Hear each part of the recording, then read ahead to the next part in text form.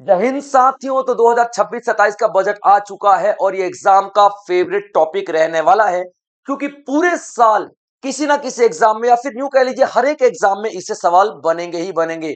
तो एक एक पॉइंट पे आप लोग ध्यान से नोट बनाएंगे, नोटबुक और पेन निकाल लीजिए फटाफट, क्योंकि एक एक पॉइंट आप लोगों को नोट करना है बच्चों, क्योंकि हर एक पॉइंट पे हम बात करेंगे, डिटेल डिस्कशन करने वाले हैं आज पूरे बजट का एनालिसिस। ठीक है बच्चों, तो चलिए देखते हैं सबसे पहले क्या है ये बजट। तो बजट होता क्या है? सरकार आने वाले साल का खर्चे और जो अपनी इनकम होती है ना उसका एस्टिमेशन लगाती है। यानी कि बजट एक ऐसा एस्टिमेशन होता है जो सरकार के इनकम और एक्सपेंडिचर के लिए बनाया जाता है। क्या खर्चा है और किस तरीके से इसको पूरा किया जाएगा, यानी इनकम और एक्सपेंडिचर को लेकर के सरकार एक बजट बनाती है। ठीक है बच्चों, याद रखना। और निर्मला सीतारमण जी, जैसे कि आपको पता है, ये 4-5 सालों से एक ट्रेंड चल रहा है कि दही और गुड़ खिला करके बजट को पेश किया जाता है। तो इसी तरीके से निर्मला सीतारमण जी ने बजट पेश करने के लिए दही और गुड़ खाया और बजट पेश किया है। बहुत इंपॉर्टेंट डिसीजंस लिए गए हैं यहाँ पे और हर एक बात बहुत डिटेल में किया गया है। तो हम लोग भी बात करेंगे एक एक पॉइंट पे। अब देखोगे कि निर्मला सीतारमण जी का ये 9वां लगातार बजट है। इससे ज्यादा मोरारजी देसाई जी का ही एक बजट है जो इनसे ज्यादा दिखाई देता है। और जिस तरीके से कार्यकाल चल रहा है बीजेपी का, आप देखेंगे कि आने वाले टाइम में बहुत जल्दी है मोरारजी देसाई जी को भी सरपास कर जाएंगी। ठीक है बच्चों, तो अब देख लेते हैं 2026-27 के बजट की जो थीम है वो क्या है। विकसित भारत बजट, यानी कि अभी जो हम बजट बना रहे हैं, हमारा एक टारगेट है 2047 तक भारत को विकसित बनाने का। तो इसी लक्ष्य को ध्यान में रख करके पूरा पूरा बजट हम लोग तैयार कर रहे हैं। अब फोकस क्या रखा गया है? रिफॉर्म्स ओवर रिटोरिक, यानी कि हम यहाँ पे सिर्फ और सिर्फ बातें नहीं करने वाले हैं, इस बार हम लोग यहाँ पे काम भी करेंगे। और ग्रोथ जो है 7% की बताई गई है, यानी कि आने वाले जो फाइनेंशियल ईयर है इसमें 7% तक का इंडियन इकोनॉमी की ग्रोथ बताई जाएगी। और ये इकोनॉमिक सर्वे था, इसमें 6.8% से लेकर के 7.2% तक की ग्रोथ बताई गई थी। तो 7% उसके बीच में ही आ रहा है भाई साहब, है ना। अब पूरा पूरा बजट देखोगे, युवा शक्ति ड्रिवन है, यानी कि युवा जो है हमारे देश का भविष्य है, युवा हमारे देश की एनर्जी है, युवा हमारे देश की ताकत है। और युवा को ध्यान में रखकर ही, युवा को केंद्र में रखकर ही पूरा का पूरा बजट यहां पर बनाया गया है। इनकम टैक्स जो है, नया वाला एक्ट, इनकम टैक्स एक्ट 2025 जो है 1 अप्रैल से लागू कर दिया जाएगा। याद रखिएगा, मैं यहाँ पे इनकम टैक्स स्लैब की बात नहीं कर रहा हूं। स्लैब चेंज हो चुका है बच्चों, पहले 3 लाख पर एक भी रुपए नहीं लगता था टैक्स, अब 4 लाख पर एक भी रुपए नहीं लगेगा, वो स्लैब अलग है। मैं एक्ट की बात कर रहा हूं क्योंकि इनकम टैक्स अधिनियम 1961 अभी तक चला आ रहा था और इसको रिप्लेस करके 2025 वाला जो एक्ट है इनकम टैक्स का, वो लेकर के आया जा रहा है। चलिए अब देख लेते हैं सरकार की इनकम और एक्सपेंडिचर के बारे में। चूंकि ये है ही ऐसा मुद्दा ही है, इस बजट में हम देखते ही है कि सरकार का इनकम कितनी आ रही है और उसके हिसाब से सरकार कितना ज्यादा खर्चा कर रही है। तो सबसे पहले आप लोग देखोगे गवर्नमेंट की रिसिप्ट, यानी गवर्नमेंट की आय देखोगे, गवर्नमेंट की आय यानी कि इनकम कहां कहां से सरकार की आएगी। क्लियर बन बच्चों, याद रखना।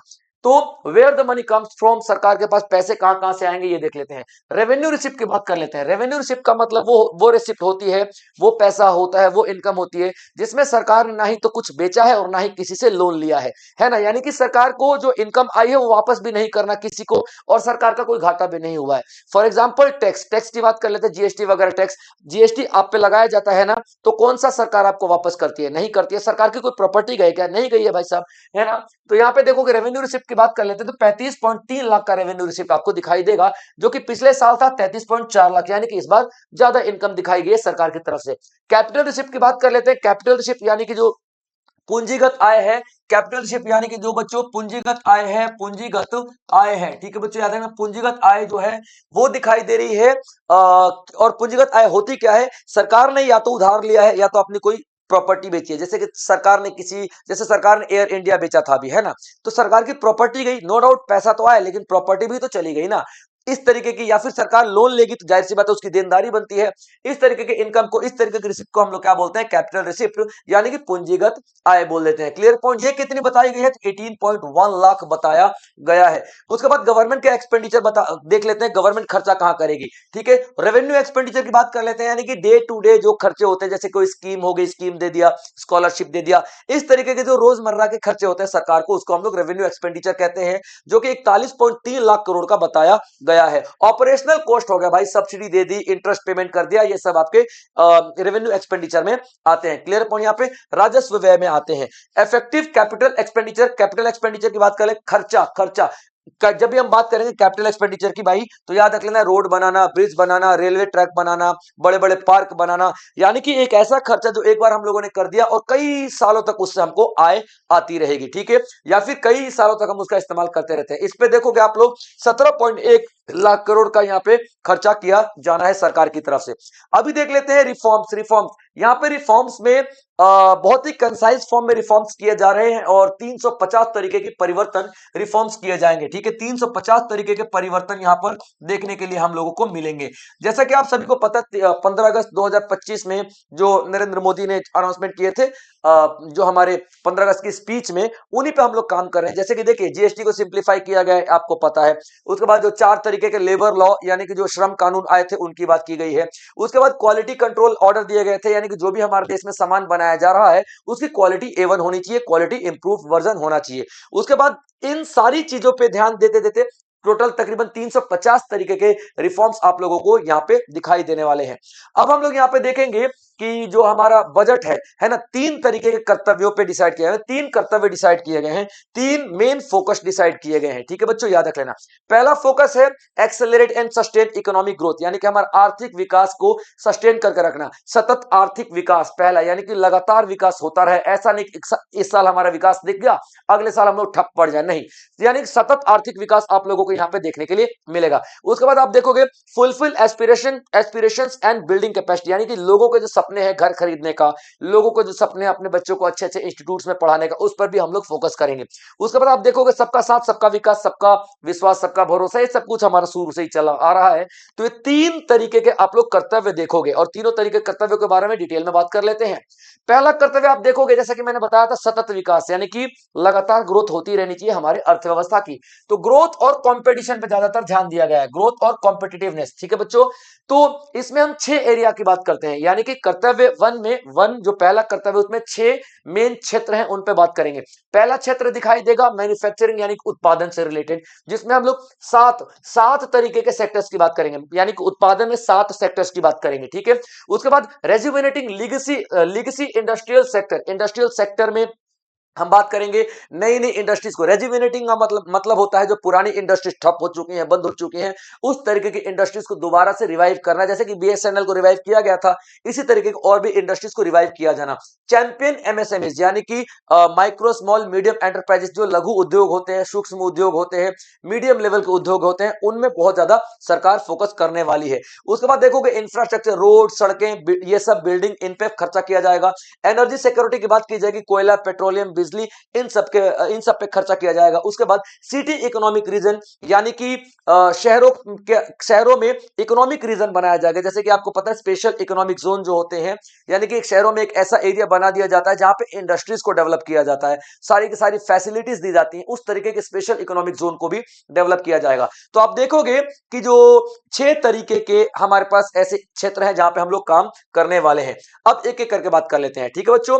मैन्युफैक्चरिंग की बात कर लेते हैं। मैन्युफैक्चरिंग के जो 7 स्ट्रेटेजीज मैंने आपको बताई मैन्युफैक्चरिंग में, सबसे पहले आप देखोगे बायोफार्मा मतलब मेडिकल वाला क्षेत्र, दवाइयों वाला, तो उसमें 10,000 करोड़ का खर्चा करने वाली है सरकार। ये अनाउंसमेंट सरकार का किया गया है, क्लियर पॉइंट यहां पे याद रखना। उसके बाद ग्लोबल लेवल की बायोलॉजिस्ट और बायो सिमिलर्स बनाए जाएंगे, यानी कि प्लांट्स वगैरह लगाए जाएंगे ग्लोबल लेवल के, यानी कि इंटरनेशनल लेवल पे टक्कर देने वाले। सेमीकंडक्टर की बात कर लेते हैं, तो सेमीकंडक्टर आईएसएम 2.0 सेमीकंडक्टर मिशन जो है 2.0 वर्जन लॉन्च किया गया है।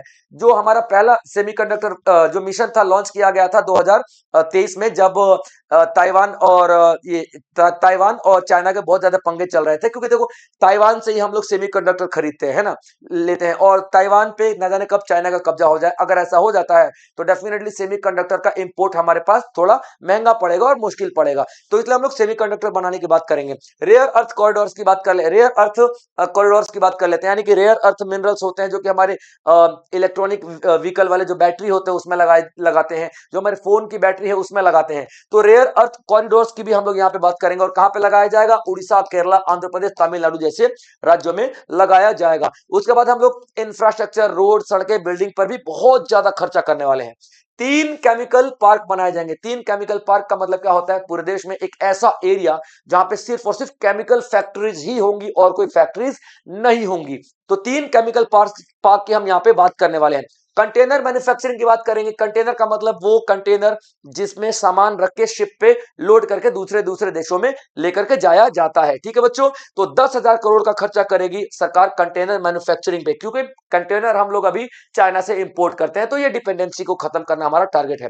इसके अलावा revival of 200 legacy industrial cluster, यानी कि 200 तकरीबन छोटी छोटी इंडस्ट्रीज जो है बंद हो चुकी हैं, उनको रिवाइव करने का प्लान यहाँ पे सरकार कर रही है। टेक्सटाइल की बात कर लेते हैं बच्चों। टेक्सटाइल को बढ़ावा देना, एमएसएमई को बढ़ावा देना सरकार का अहम मकसद बन चुका है, याद रखना। और क्यों बन चुका है भाई साहब? क्योंकि टेक्सटाइल, अभी देखिए जो यूरोपियन यूनियन से उर्सुला वॉन दे लियन आए थे और एंटोनियो कोस्टा आए थे, उनके साथ एक फ्री ट्रेड एग्रीमेंट किया गया भारत के द्वारा, यानी कि मुक्त व्यापार समझौता किया गया है, जिसमें हमारे जो टेक्सटाइल है ना, हमारे कपड़े हैं ना, उनके देशों में जाकर के अब बिना किसी टैरिफ के बिकेंगे। ये सुविधाएं पाकिस्तान और बांग्लादेश के पास पहले से ही थी। अब इंडिया उस मार्केट में चला जाएगा तो जाहिर सी बात है हमारा फायदा दो तरीके से होगा।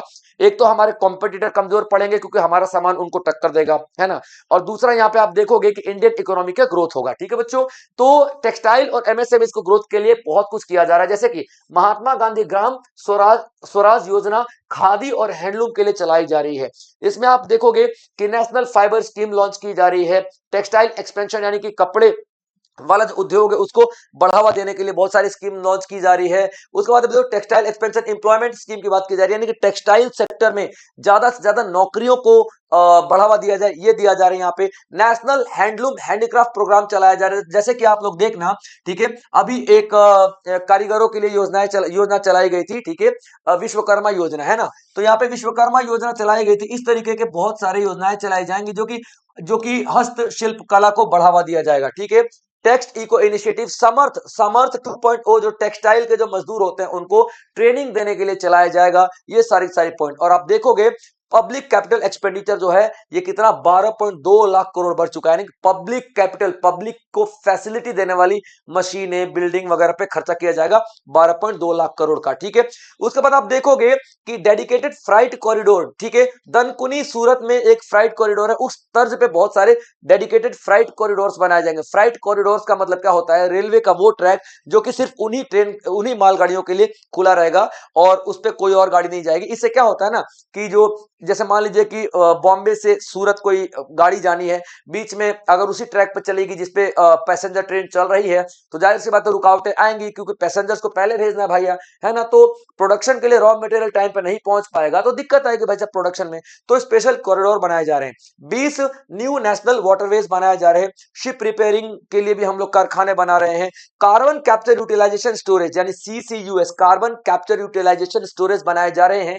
इसका मतलब क्या होता है? एटमॉस्फेयर से कार्बन को ऑब्जर्व करके जमीन में दबा देने की टेक्नोलॉजी डेवलप की जा रही है, और इसके लिए कितने 20,000 करोड़ आने वाले 5 सालों में खर्चा किया जाएगा। ठीक है बच्चों, अब देख लेते हैं यहाँ पे ग्रोथ के लिए और भी चीजें की जा रही हैं। सबसे पहले आप देखोगे स्पेशल हमारे पास कॉरिडोर्स बनाए जा रहे हैं, स्पेशल स्पीड कॉरिडोर्स बनाए जा रहे हैं रेलवेज के, जहां पे ट्रेनें फास्ट जाएंगी, मालगाड़ी फास्ट जाएंगी, जैसे कि दिल्ली से बनारसी, वाराणसी से सिलीगुड़ी, मुंबई से पुणे, पुणे से हैदराबाद, हैदराबाद से Bengaluru, Hyderabad to Chennai, Chennai to Bengaluru. Clear point बच्चे? यहाँ पे दिल्ली, वाराणसी, मुंबई, सिलीगुड़ी, हैदराबाद, चेन्नई, बेंगलुरु, इन सबको कनेक्ट किया जाएगा, और ताकि स्पीड बहुत ज्यादा बढ़ सके मालगाड़ियों की और पैसेंजर ट्रेन की। ठीक है, दूसरा कर्तव्य की बात कर लेते हैं। दूसरा कर्तव्य, जैसे कि मैंने आपको बताया था, एस्पिरेशंस। एस्पिरेशंस का मतलब लोगों की महत्वाकांक्षाएं क्या है? अपना घर हो, हमारे बच्चे अच्छे खासे स्कूल में पढ़े, अच्छी खासी नौकरी पाए, तो एस्पिरेशंस की बात कर लेते हैं। तो सबसे पहले एजुकेशन में क्या किया जा रहा है? एक कमिटी बनाई जा रही है एजुकेशन में, ठीक है, जिसका नाम क्या है? Education to employment and enterprise committee. ये क्या करेगी? एजुकेशन में रिसर्च करेगी कि एजुकेशन में किस क्षेत्र में बढ़ावा देने की जरूरत है। क्या हमको AI को बढ़ावा देना चाहिए? क्या हमको ग्राफिक्स को बढ़ावा देना चाहिए? क्या हमको IT सेक्टर को बढ़ावा देना चाहिए? क्या हमको इंजीनियरिंग को बढ़ावा देना चाहिए? ये इस तरीके के तमाम रिसर्च करेगा। उसके बाद देखोगे यहाँ पे हमारा 10% ग्लोबल सर्विस शेयर करने का टारगेट है, यानी कि अभी आप देखोगे भारत जो है 7वें रैंक पर है सर्विस एक्सपोर्ट करने में, और हमारा 2047 तक का टारगेट है पूरी दुनिया में, विश्व में जितना भी एक्सपोर्ट हो रहा हो सर्विसेज का, उसमें 10% हमारा अकेले भारत का हो। ये हम लोग टारगेट लेके चल रहे हैं। और सर्विस एक्सपोर्ट का मतलब IT सेक्टर हो गया, टीचिंग हो गया, या इंजीनियरिंग हो गया, मेडिकल, लीगल, ये सारी सर्विसेज हम लोग देने वाले हैं। हेल्थ, एजुकेशन और ऑरेंज इकोनॉमी की बात कर लेते हैं। हेल्थ में भी काफी ज्यादा बात की जाएगी, हेल्थ में भी काफी ज्यादा इंप्रूवमेंट किया जाएगा। क्यों? 5 रीजनल मेडिकल हब बनाए जाएंगे, रीजनल मेडिकल हब जो कि मेडिकल टूरिज्म को बढ़ावा देंगे, यानी कि बहुत बड़े बड़े हॉस्पिटल बनाए जाएंगे जहां पे विदेशों से लोग आएंगे इलाज करवाने, इसको मेडिकल टूरिज्म बोलते हैं। तो 5 बड़े बड़े रीजनल मेडिकल हब बनाए जाएंगे।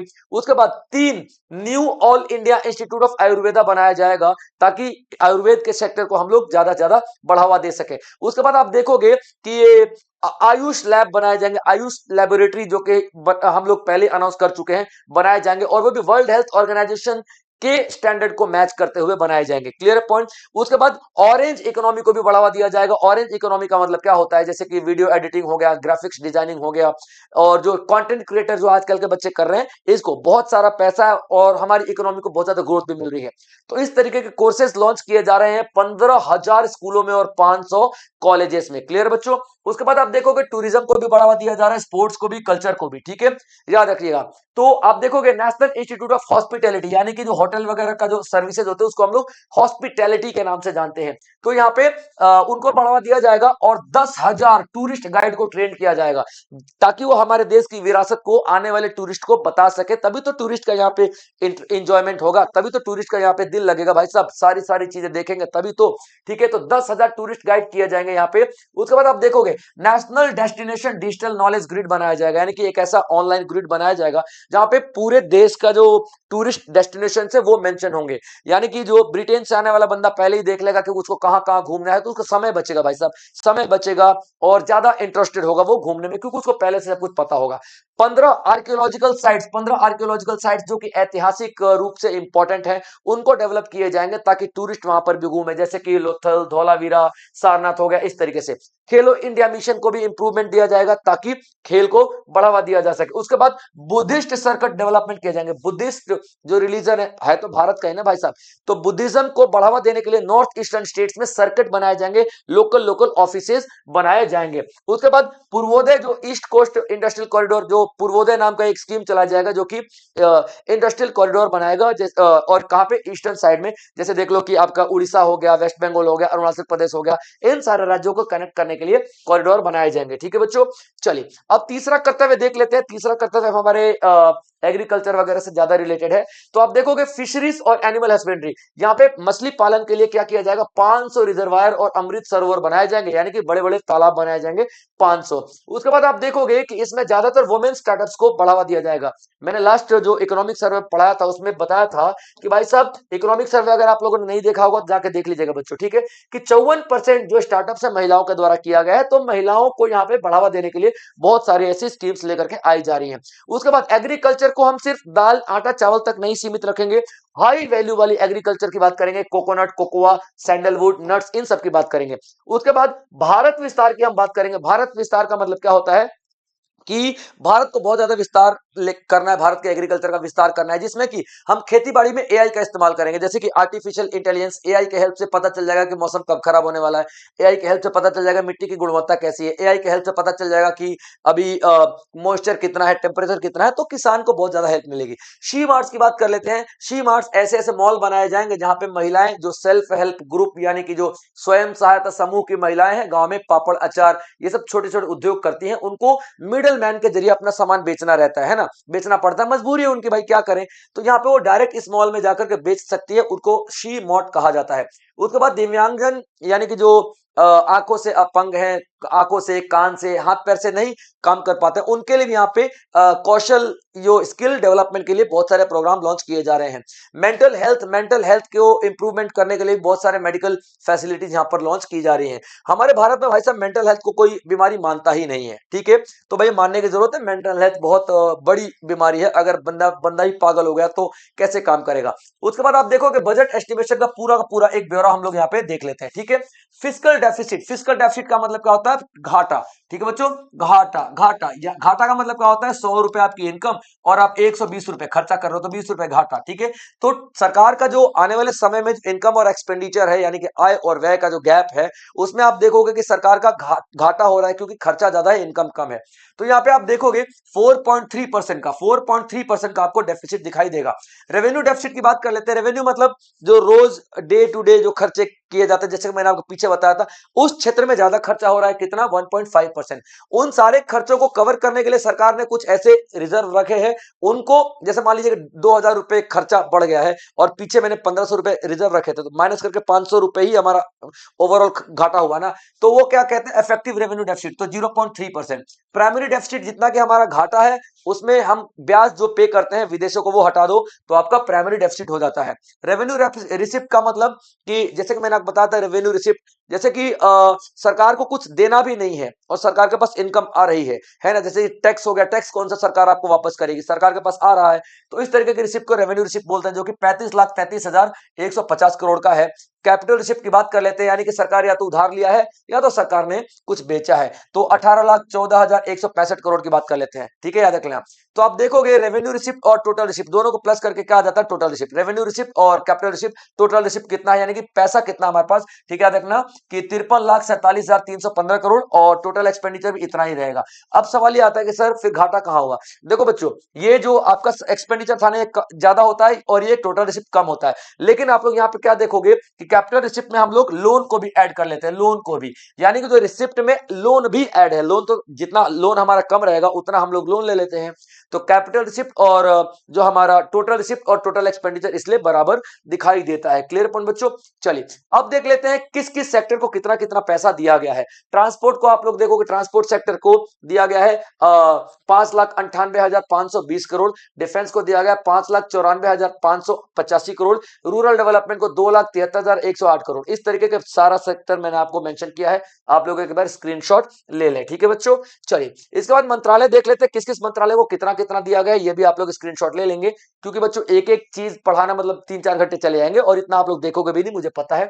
तो आप लोग एक बार स्क्रीनशॉट ले लो और नोट्स छोटे छोटे आप लोग बनाते हुए चलना, ठीक है बच्चों।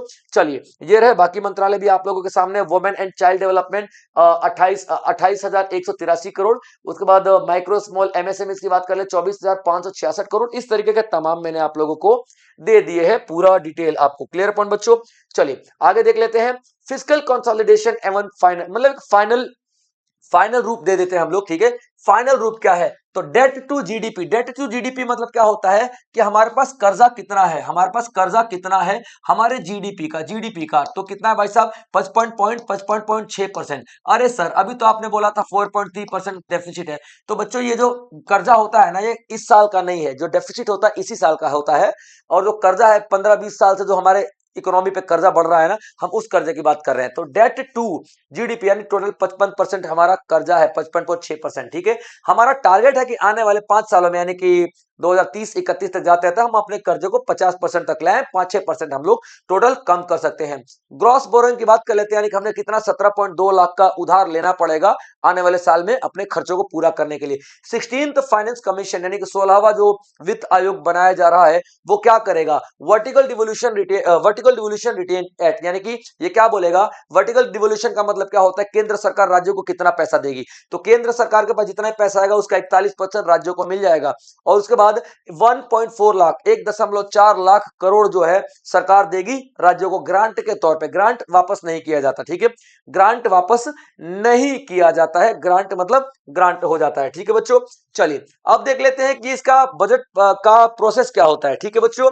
बजट का प्रोसेस होता है, पहले जो फाइनेंस मिनिस्टर है, ठीक है बच्चों, पहले जो फाइनेंस मिनिस्टर है वो क्या करेगा, जो बजट को पूरा बनाएगा, बजट प्रेजेंट करेगा, ठीक है, बजट को बना के प्रेजेंट करेगा। अब जो बजट होता है लोकसभा राज्यसभा दोनों में डिस्कस होता है। अब अलग अलग सरकारें अलग अलग पैसा डिमांड करती हैं, डिफेंस बोलेगी मुझे इतना पैसा चाहिए, एजुकेशन बोलेगा इतना पैसा चाहिए, है ना, होम मिनिस्ट्री इतना पैसा, अलग अलग डिपार्टमेंट अलग अलग पैसा मांगता है। तो उसके लिए अलग अलग स्टैंडिंग कमेटी बनाई जाती है, जो कि अलग अलग डिपार्टमेंट के जो बजट है, अलग अलग डिपार्टमेंट की जो डिमांड है उस पर डिबेट डिस्कशन किया जाता है। फिर उस पर पूरा एक ब्लूप्रिंट तैयार किया जाता है। जैसे कि मान लीजिए यहाँ पे एमएसएमई ने मांगा 500 करोड़ मुझे दे दो, तो भैया ऐसे कैसे देने, रिसर्च करनी पड़ेगी, तो एमएसएमई के लिए एक अलग कमेटी बनाई जाएगी, डिफेंस के लिए अलग कमेटी, अलग अलग कमेटियां यहाँ पे आप लोग देखोगे बनाई जाती है, ठीक है बच्चों। अब ये कमेटियां आगे डिटेल डिस्कशन करेंगी और वोटिंग होगी। वोटिंग सिर्फ लोकसभा में की जाती है बच्चों, वोटिंग सिर्फ और सिर्फ लोकसभा में की जाती है। मैं बार बार आप लोगों को बताता हूं, वोटिंग सिर्फ लोकसभा में, राज्यसभा में वोटिंग नहीं की जाती। उसके बाद वोटिंग के अनुसार जो भी बिल पास होगा उसको पार्लियामेंट में पेश कर दिया जाता है, ठीक बच्चों। तो ये ओवरऑल बजट जो था कंप्लीट मैंने आपको बताया है, एक एक पॉइंट मैंने आपको डिटेल डिस्कशन दिया है, एक एक पॉइंट आप लोगों के लिए इंपॉर्टेंट है बच्चों। तो चलिए आज के लिए इतना ही, इसी तरीके के और भी बेहतरीन टॉपिक्स मैं आप लोगों के लिए लेकर के आता रहूंगा। और हाँ, इकोनॉमिक एनालिसिस में डाल चुका हूं, इससे पहले एक और वीडियो डली हुई है, आप लोग जाके देखिएगा वो, और ये कंपेयर कीजिएगा। अगर आप लोग किसी भी एग्जाम की तैयारी कर रहे हैं तो ये रामबाण टॉपिक है, जरूर आप लोगों से पूछा जाएगा। चलिए बच्चों, आप लोग अपना ध्यान रखेंगे, तब तक जय हिंद।